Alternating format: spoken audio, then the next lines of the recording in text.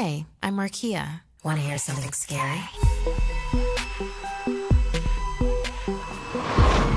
Final score. Joe and Mike had been a bad influence on each other since high school, and when neither could hold down a job, they devised a vicious scam to make some easy money. Find someone old and get in and out of their house as fast as you can with whatever loot you can carry. Joe told Mrs. Grantham some sob story about car trouble to get invited into her home. Once inside, Mike asked to use the phone while Joe kept her busy talking. He surveyed the living room as the old lady rambled on. The place smelled like mothballs and was cluttered with a long lifetime's worth of junk. But then Joe noticed the wooden box on the mantel. It was beautiful. Ornate carvings of winged creatures danced along each side of the small chest. An iron latch held it shut. Maybe there was something valuable inside. Maybe. "I see you found the family coffer," came a voice from out of nowhere. Joe had forgotten about Miss Grantham. She'd been talking the whole time, but none of that mattered until she mentioned the box. "What's inside?" Joe asked. "I couldn't tell you. It's sealed shut. Been in our family for years. Grandma used to say it was cursed, protected." The old lady traced her fingers over the box as she spoke. "See the insects on the sides?" Joe scoffed. "They look like moths." "Moths are harmless." "Harmless?" The old lady chuckled. "Young man, there's a species of moth in Britain that feasts on human skin. Other species are so incredibly toxic their touch will shut down your respiratory tracts and cause anaphylaxis. Harmless appearances can often be deadly."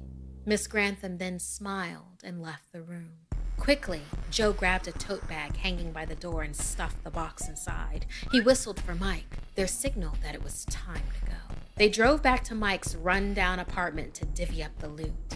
Joe had to use a hammer and screwdriver to force open the latch, and once opened, a lone moth fluttered out of it. Joe shuddered as he recalled the old woman's stories of deadly moths, but quickly forgot when he saw the 6 large diamonds inside the box, inlaid into a much larger carving of some sort of moth god.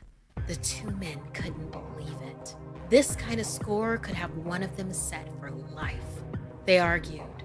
Neither wanted to share the diamonds with the other, and soon things turned violent. Joe was much bigger than Mike, though, and he always carried a knife. He'd never heard anyone scream like that, and there was way more blood than he expected to. He didn't mean to kill his friend, but now Joe knew he had to get away quickly before someone called the police, because they would want the diamonds too. He threw the bag carrying the box into the back seat and hit the highway. He was tired, but he couldn't rest until he reached the state line. Joe jumped as he felt something crawling on his arm. Another moth, or was it the same one from the box? He shook his arm and it fluttered away. He then felt another one crawling on his neck and frantically swatted at it. Another one flew into his face, and the car swerved as he tried to brush it off. Where were all these bugs coming from? Clicking noises erupted behind him. He looked back and saw the backseat was writhing with hundreds of moths, all pouring out of the bag containing the box. The wings brushed every exposed inch of his skin.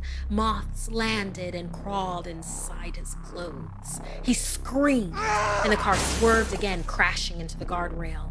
Tires blew out as he skidded to a sudden stop.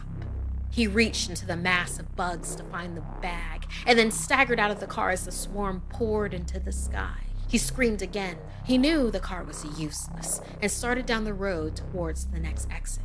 He'd find another car to steal and make his getaway. Joe had the diamonds, so everything was fine. When he heard clicking yet again, he fearfully expected to see the horde of moths following him, but when he looked up, he only saw one lone moth high in the sky in front of the full moon. However, that moth's silhouette grew and eventually eclipsed the moon. The breeze started to become a wind. Joe realized this was no ordinary bug and it was heading right for him. He turned and ran. The clicking grew closer. Joe cried out as he realized he had dropped the bag with the diamonds somewhere along the way, but they suddenly didn't matter anymore. Only surviving mattered. The wind became a gust, and the clicks a thunderous roar as something huge grabbed him. Joe tried to keep running, but his feet no longer touched the ground. He turned to stare into the gaping maw of a man-sized moth. Its spindly, hairy legs wrapped all around him as its massive wings pushed them higher into the night. The last thing Joe felt was the moth's first bite. The next morning, Miss Grantham found her family's cursed coffer back on the mantel where it belonged, waiting for the next person foolish enough to try and steal it.